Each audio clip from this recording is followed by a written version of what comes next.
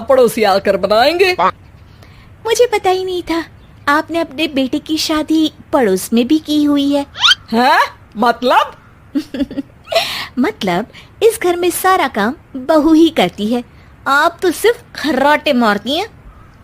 अच्छा जी, फिलहाल तो तुम आराम फरमा रही हो, चलो जाओ, ये मेरे टीवी देखने का समय है। आहा, इसीलिए मुझे भगाया जा रहा है। सॉरी, अब तो बिल्कुल नहीं जाऊंगी। प्राची की इस बात पर दोनों सास बहू के बीच टीवी रिमोट के पीछे बच्चों जैसे छीना झपटी शुरू हो जाती है, जिसके बीच श्लोक भी काम से घर वापस आ जाता है। आज मेरी चूहे बिल्ली की जोड़ी किस बात पर झगड़ रही है? अरे तेरे बीवी मुझे टीवी नहीं देखने दे रही। अरे तुम्हारी मम्मी मुझे खाना बनाने के लिए फोर्स कर रही है। अरे वाह, ऐसे बेतुके रीजन पर तो बच्चे भी झगड़ा नहीं करते। अरे मुझे कुछ मत बोल, सब इसने ही शुरू किया है। हाँ हाँ, जैसे आप तो बहुत दूध की धूली है ना। अरे बस, दोनों चुप। प्राची जाओ, खाने की तैयारी करो। और माँ तुम छोड़ो, तुम्हें क्या बोलूं, शांति से अपना सीरियल देखो, मुझे दोबारा लड़ने की आवाज सुनाई नहीं देनी चाहिए। ऐसा बोलकर श्लोक वहां से चला जाता है, जिसके पीछे पीछे प्राची भी कुछ न कुछ बड़बड़ाते हुए रसोई में चली जाती है। हाँ हाँ, सासू जी को तो कुछ बोलेंगे ही नहीं, बस मुझ पर ही हुक्म चलता है, खाना बनाओ, जैसे मैं इनके घर में खाना बनाने के लिए आई हूँ। इसी तरह शाम बीतती है और रात को श्लोक और प्राची की सास खाना खाकर सोने चले जाते हैं, लेकिन प्राची गुस्से में कुछ खाए बिना काम में ही लगी रहती है। इस घर में किसी को घंटा फिक्र नहीं पड़ता, मैं खाऊं या भूखी रहूं। प्राची कुछ देर के लिए रसोई से बाहर जाती है और जैसे ही वापस आती है तो वहां दूध का भरा ग्लास देखकर हैरान रह जाती है। फिक्र पूरी है, बस दिखाना नहीं है। प्राची दूध पीकर सोने चली जाती है और अगली सुबह एक बार फिर सास बहू का कार्टून नेटवर्क स्टार्ट हो जाता है। ये तुमने ही किया है। अरे अजीब जबरदस्ती है, मैं बोल रही हूँ मैंने कुछ नहीं किया। दोनों ने मिलकर पूरे घर को पागल खाना बनाया हुआ है। यहाँ कोई नॉर्मल इंसान तो रह ही नहीं सकता, इसीलिए अब पड़ोसी क्या रिश्तेदार भी घर आने से कतराते हैं। और सुन बेटे, तू भी चंगा, तेरी माँ भी चंगी, तेरी बीवी भी चंगी, रिश्तेदार। हाँ जी, आपको नहीं पता क्या, गंगाधर ही शक्तिमान है, रिश्तेदार ही। हाँ हाँ, बस समझ गया। कभी जानवरों जैसे लड़ेंगी तो कभी जुगलबंदी करेंगी। भाई मैं आप दोनों के बीच में नहीं फंसना चाहता। सास बहू की इस मनमौजी जोड़ी से परेशान होकर श्लोक अपना सिर खुजलाता वहां से चला जाता है। चलो अब मैं भी कीर्तन में जा रही हूँ।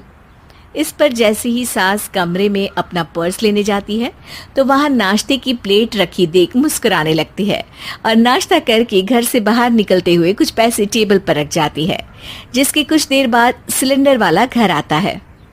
ओ मुरी मैया, मैं सिलेंडर के बारे में तो बिल्कुल भूल ही गई थी। घर खर्च के सारे पैसे भी मम्मी के पास है और श्लोक से बोला तो उल्टा 4 बात सुनाएंगे।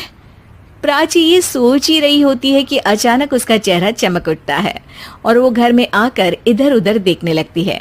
तभी उसकी नजर टेबल पर रखे पैसों पर पड़ती है, जिन्हें वो सिलेंडर वाले को दे देती है। ये सब श्लोक देख लेता है।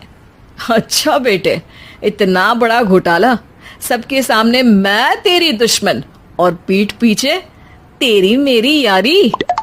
इस पर श्लोक एक प्लान बनाता है और शाम को सब एक साथ बैठे होने पर बोलने लगता है। माँ, तुम दोनों की बहुत लड़ाई होती है, इसलिए मैं सोच रहा हूँ कि प्राची को उसके घर छोड़ाऊं, इससे वो भी खुश रहेगी और तुम भी। अचानक श्लोक की ये बात सुनकर सास बहू शौक से उसकी तरफ देखती हैं। अरे ऐसे कैसे घर छोड़ाओगे, मुझे कहीं नहीं जाना। अरे तुमने बोला नहीं पर मैंने सुन लिया, तुम्हें मम्मी के साथ रहना अच्छा नहीं लगता, मुझे पता है।